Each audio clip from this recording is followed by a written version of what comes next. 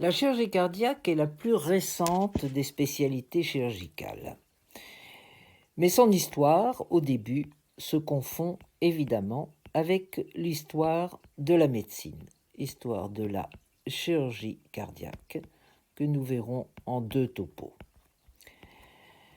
En effet, aujourd'hui, avant d'être chirurgien, il faut être médecin, et on se spécialise en chirurgie. Mais pendant très longtemps, il y avait une grosse différence entre les médecins et les chirurgiens. Tirons un trait et au début de ce trait, mettons Hippocrate.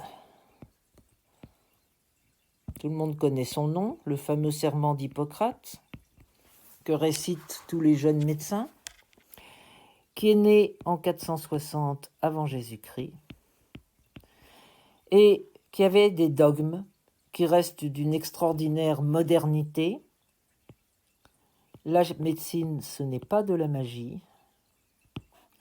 La médecine, c'est savoir observer son patient. Et enfin, c'est primum non nocere. D'abord, ne pas nuire. Nous voyons ensuite l'époque du Moyen-Âge. C'est une époque longue, Moyen-Âge, puisqu'elle va du 5e au 15e siècle.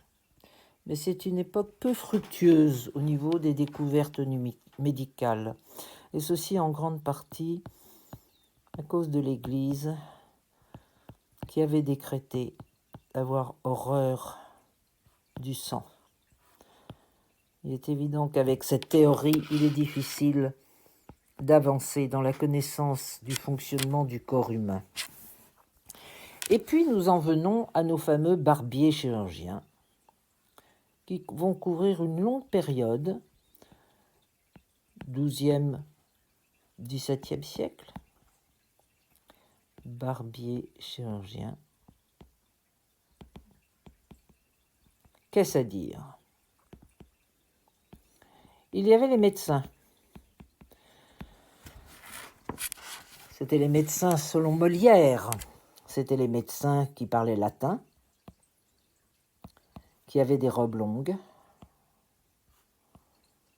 et qui ne s'abaissaient pas, bien sûr, au petit métier de chirurgie qui était dévolu à ce qu'on appelait les barbiers, les arracheurs de dents, les ambulants, et qui, eux, s'occupaient de tout ce qui était les lésions, on va dire, extérieures du corps, les réductions de fractures, les parages de plaies, les incisions d'abcès, etc.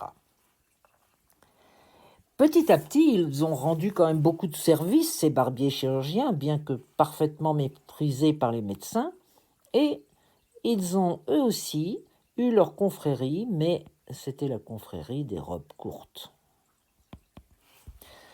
En fait, il faut attendre la Renaissance,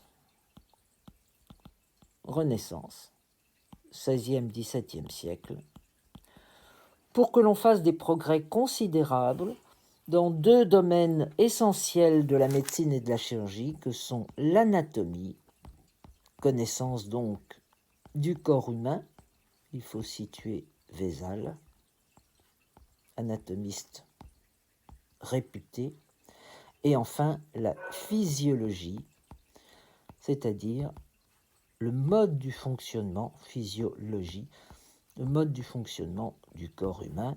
Je vous avais déjà parlé de Harvey, entre autres, qui a découvert la circulation sanguine. Et puis nous arrivons à ce qu'on peut appeler les temps modernes, c'est-à-dire nos derniers siècles, 19e, 20e siècle, où là vont avoir lieu des découvertes tout à fait essentielles pour l'évolution justement de la science chirurgicale. Je vous les cite en vrac. Découverte de l'anesthésie, de l'antisepsie, des antibiotiques, de la transfusion sanguine, des anticoagulants et des rayons X qui vont permettre tout le développement de cette imagerie médicale tellement indispensable.